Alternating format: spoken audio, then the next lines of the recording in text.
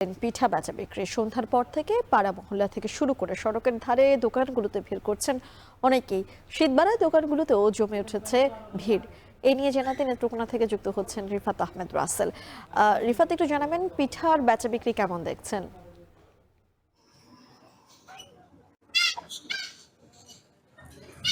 মিম, পিঠা বাঙালির সংস্কৃতির একটি ঐতিহ্য এবং দীর্ঘদিন ধরে কিন্তু এই পিঠা আহ, বাঙালিদের পাতে কিন্তু পড়ছে।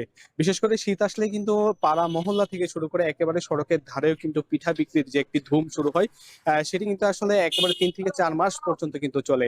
এবারও কিন্তু তার ব্যতিক্রম নয়। আমরা এবছর একেবারে ডিসেম্বরের শুরু থেকে দেখেছি যে নেত্রকোনার একেবারে 10টি উপজেলায় পাড়া মহল্লা থেকে শুরু করে একেবারে ছোট ছোট করে কিন্তু এইসব পিঠার দোকান কিন্তু গড়ে উঠেছে। এই পিঠার দোকানগুলোতে বিশেষ করে চিতই পিঠা, ভাপা পিঠা সহ বাঙালি যে পিঠাগুলো রয়েছে সেই পিঠাগুলি কিন্তু সবচেয়ে বেশি স্থান পেয়েছে। এবং দরদামের কথা যদি বলে রাখি, 5 টাকা থেকে শুরু করে কিন্তু 10 টাকা 15 টাকার মধ্যে কিন্তু এইসব পিঠা বিক্রি হচ্ছে।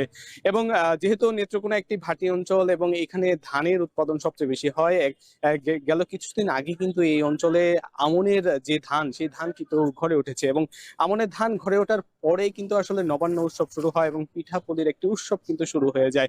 তবে যারা নিম্ন আয়ের মানুষ রয়েছে বা যারা ব্যবসায়ীরা রয়েছেন, যারা একেবারেই ব্যবসা বাণিজ্যের জন্য বাজারে থাকতে হয়, তাদের জন্য কিন্তু আসলে এই যে আহ, বাজারের যে ছোট দোকানগুলো রয়েছে সেই দোকানগুলোই কিন্তু একমাত্র ভরসা হয়ে দাঁড়ায়। এবং এর ফলে কিন্তু তাদের যে সন্ধ্যার পরের যে একটি সময়, সেই সময় কিন্তু দেখা যায় যে আসলে পিঠা বিক্রির একটি ধুম শুরু হয় এবং তারাও কিন্তু ভিড় করে এইসব পিঠা খান। আমরা তাদের সাথে কথা বলেছি যে আসলে এখানে যারা ব্যবসায়ীরা রয়েছেন তারা এর মধ্যে কিন্তু আসলে অনেকেই ক্ষুদ্র উদ্যোক্তা। বিশেষ করে শীতের এই সময়টাই কিন্তু তারা এইসব পিঠা বিক্রি করে থাকেন, যার ফলে তাদের কিন্তু একটা বাড়তি আয় হয় এবং এই আয় দিয়ে কিন্তু দেখা যায় যে তাদের নানা রকম গৃহস্থালী যে কর্মকাণ্ড সেই কর্মকাণ্ড কিন্তু করে থাকেন। তাও বলা যায় যে আসলে নেত্রকোনায় এই শীতকালে যে পিঠা বিক্রি সেই বিক্রি কিন্তু অনেকটাই জমে এসেছে।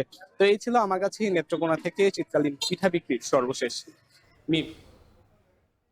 আমাদের সঙ্গে সরাসরি নেত্রকোনা থেকে যুক্ত হয়েছিলেন রিফাত আহমেদ রাসেল।